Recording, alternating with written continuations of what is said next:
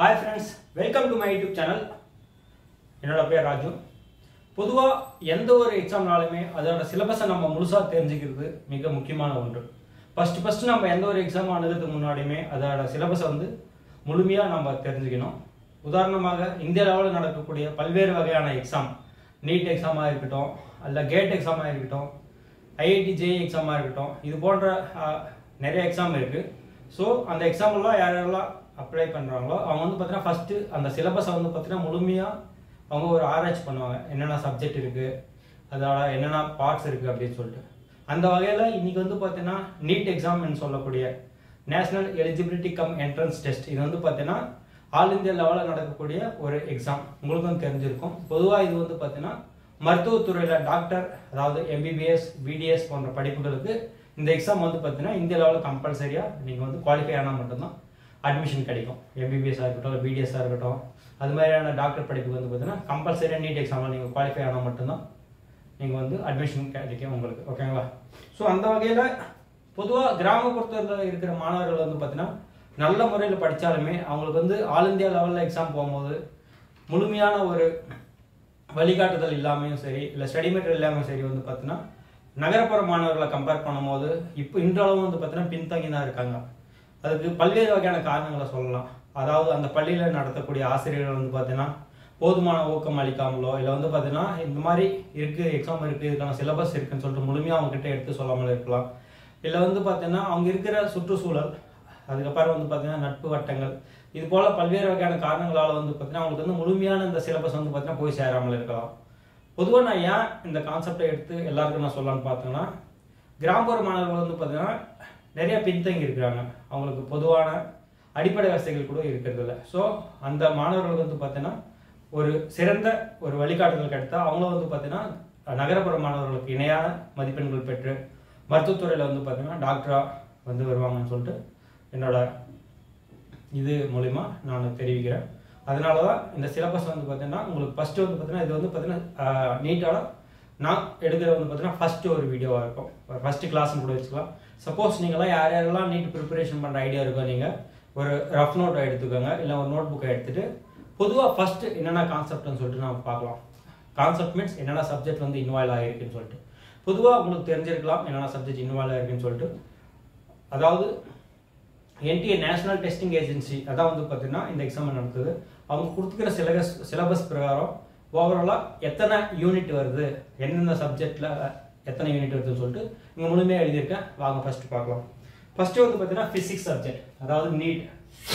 இது பார்த்தீங்கன்னா physics subject. நான் இங்கே எப்படி கொடுத்துருக்கேன்னா யூனிட் நேம் மட்டும் தான் கொடுத்துருக்கேன். ஓகேங்களா? அடுத்த வீடியோவில் பார்த்தீங்கன்னா ஒவ்வொரு யூனிட்டுக்குமே அதுக்கு தனிப்பட்ட முறையில் அந்த யூனிட்டுக்குள்ளார வர சிலபஸை நான் கொடுக்க போகிறேன். ஓகேங்களா? ஃபர்ஸ்ட் பார்த்தீங்கன்னாக்கா ஃபர்ஸ்ட் யூனிட் பார்த்தீங்கன்னா ஃபிசிக்ஸ் அண்ட் மெஷர்மெண்ட், அதாவது ஃபிசிக்ஸ் சப்ஜெக்ட். ஃபர்ஸ்ட் யூனிட் பார்த்தீங்கன்னா ஃபிசிக்ஸ் அண்ட் மெஷர்மெண்ட். ரெண்டாவது பார்த்தீங்கன்னா கைனமெட்டிக்ஸ். மூணாவது laws of motion, work, energy and power, நாலாவது யூனிட். அஞ்சாவது யூனிட் ரொட்டேஷனல் மோஷன், கிராவிடேஷன். ஏழாவது unit properties of solids and liquids, thermodynamics, kinetic theory of gases, oscillations and waves, electrostatistics, current, electricity, magnetic effects of current and magnetism, electromagnetic induction and alternating currents. So இது எல்லாமே இங்கிலீஷில் தான் இருக்குது, உண்மைதான். So அடுத்த வீடியோவில் பார்த்தீங்கன்னா இதுக்கு இணையான தமிழ் என்னன்னு சொல்லிட்டு நான் பார்த்தீங்கன்னா முழுமையாக கொடுக்குறேன். ஓகேங்களா? இது பார்த்தீங்கன்னா அவங்க கொடுத்துக்கிற சிலபஸ் இங்கிலீஷ் தான். ஸோ நீங்கள் பேசிக்காக அட்லீஸ்ட் சிலபஸாவது பார்த்தீங்கன்னா நீங்கள் இங்கிலீஷில் ஃபஸ்ட்டு போய் நீங்கள் எழுதி வச்சுக்கோங்க. நெக்ஸ்ட் வீடியோவில் பார்த்தீங்கன்னா இதுக்கு இணையான தமிழ், அது ரிலேட்டடான யூனிட் நேம் என்னன்னு சொல்லிட்டு நான் உங்களுக்கு தெளிவாக எக்ஸ்பிளைன் பண்ணுறேன். ஓகேங்களா? 15வது யூனிட் பார்த்தீங்கன்னா எலக்ட்ரோமேக்னெட்டிக் வேவ்ஸ், ஆப்டிக்ஸ். 17வது யூனிட் பார்த்தீங்கன்னா dual nature of matter and radiation. 18வது யூனிட் ஆட்டம் அண்ட் நியூக்ளியை. 19வது யூனிட் எலக்ட்ரானிக் டிவைசஸ். 20வது எக்ஸ்பெரிமெண்டல் ஸ்கில்ஸ். இந்த எக்ஸ்பெரிமெண்டல் ஸ்கில்ஸ் பார்த்தீங்கன்னா செய்முறை பயிற்சி. ஓகேங்களா? நீங்கள் பார்த்தீங்கன்னா லேப்னு சொல்லுவாங்க, அது ரிலேட்டடான சப்ஜெக்ட், சாரி யூனிட். நெக்ஸ்ட் பார்த்தீங்கன்னா சப்ஜெக்ட் பார்த்தீங்கன்னா கெமிஸ்ட்ரி.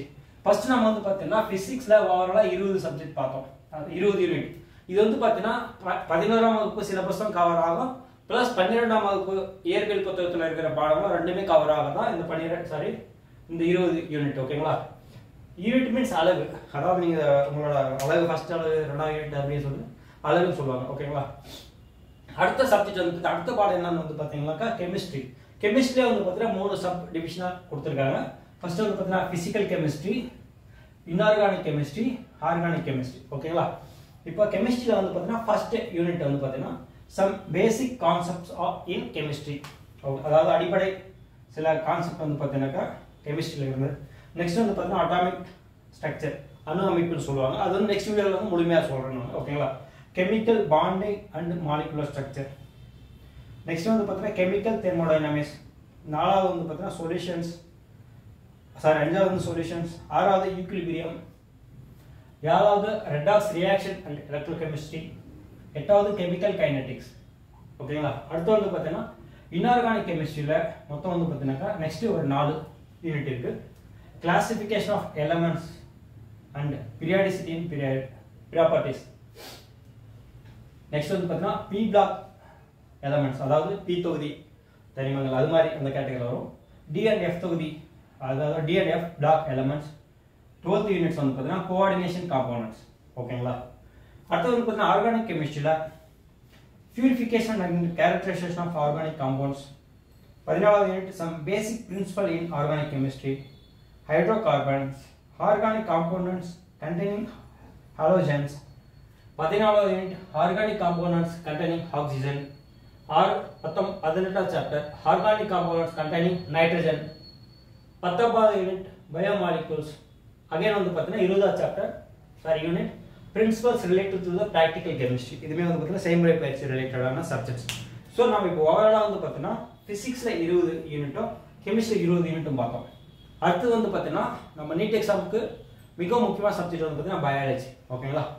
ஸோ நெக்ஸ்ட் நம்ம பயாலஜியில் என்ன டாபிக் இருக்குன்னு பார்க்கலாம். பொதுவாக இந்த NEET exam physics, chemistry, biology இந்த சப்ஜெக்டில் அடிப்படையில் மோஸ்ட் ஆஃப் த கொஸ்டின் வரும். அதுவுமே வந்து பார்த்தீங்கன்னா என்சிஆர்டி புக்கில் இருந்து தான் பொதுவாக கவர் பண்ணுவாங்க.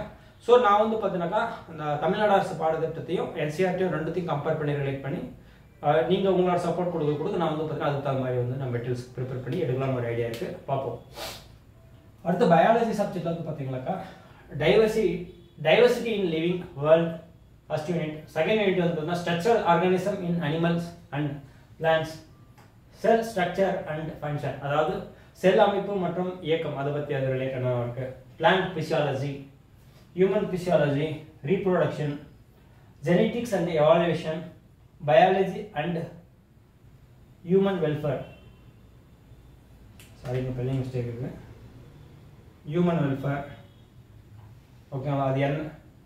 Next one padana biotechnology and its applications, ecology and environment. So இந்த பயாலஜி பொறுத்த வரைக்கும் மொத்தமா 10 யூனிட் இருக்கு. ஸோ ஓவராலாக வந்து பார்த்தீங்கன்னா நீட் எக்ஸாமுக்கு 50 யூனிட். ஓகேங்களா? ஸோ நீங்கள் வந்து பார்த்தீங்கன்னா தினமும் நல்லா ஹார்ட் ஒர்க் பண்ணி படித்தா கண்டிப்பாக நீங்களும் இந்த நீட் எக்ஸாமில் நல்ல மார்க் எடுத்து டாக்டர் ஆகலாம். அடுத்த வீடியோவில் வந்து பார்த்தீங்கன்னா இதுக்கு ரிலேட்டடாக நான் தமிழ் மீனிங் எழுதுகிறேன். ஒவ்வொரு யூனிட்டை கவர் பண்ணும்போது அது ரிலேட்டடாக அந்த தமிழ் எடுத்து நான் எக்ஸ்பிளைன் பண்ணுறேன். ஓகேவா? அடுத்த வீடியோ வந்து பார்த்தீங்கன்னா ஃபிசிக்ஸ் அண்ட் மெஷர்மெண்ட் எடுக்கலாம். அது ரிலேட்டடான தமிழ்ஸ் அண்ட் இங்கிலீஷ் ரெண்டுத்தையும் மிங்கல் பண்ணி எடுக்கிறேன். ஓகேங்களா? நன்றி, வணக்கம். இது உங்களோட ஃப்ரெண்ட்ஸ் அண்ட் ஃபேமிலிக்கு ஷேர் பண்ணுங்கள். அடுத்த வீடியோவில் பார்ப்போம்.